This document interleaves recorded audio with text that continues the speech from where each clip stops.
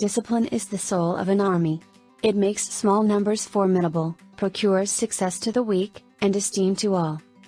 As mankind becomes more liberal, they will be more apt to allow that all those who conduct themselves as worthy members of the community are equally entitled to the protections of civil government. Happiness depends more upon the internal frame of a person's own mind, than on the externals in the world. To persevere in one's duty, and be silent is the best answer to calumny. Experience teaches us that it is much easier to prevent an enemy from posting themselves than it is to dislodge them after they have got possession. If freedom of speech is taken away, then dumb and silent we may be led, like sheep to the slaughter. It is better to offer no excuse than a bad one. A primary object should be the education of our youth in the science of government.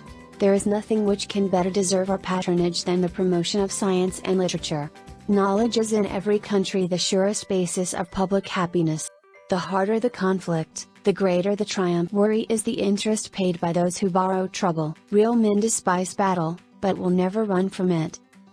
Truth will ultimately prevail where there is pains to bring it to light. We should not look back unless it is to derive useful lessons from past errors, and for the purpose of profiting by dearly bought experience. If we desire to avoid insult, we must be able to repel it. If we desire to secure peace, one of the most powerful instruments of our rising prosperity, it must be known that we are at all times ready for war. Associate yourself with men of good quality, if you esteem your own reputation, for 'tis better to be alone than in bad company.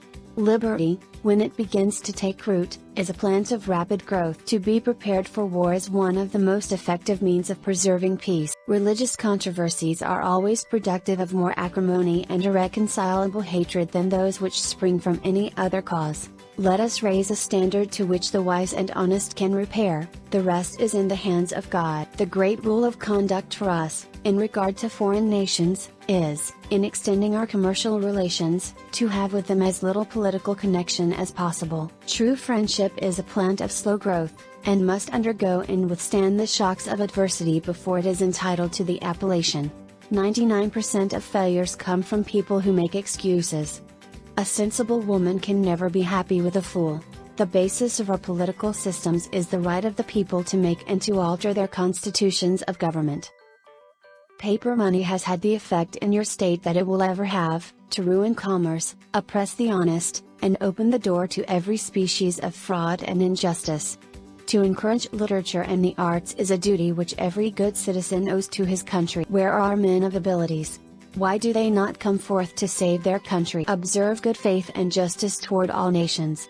Cultivate peace and harmony with all. Make sure you are doing what God wants you to do, then do it with all your strength.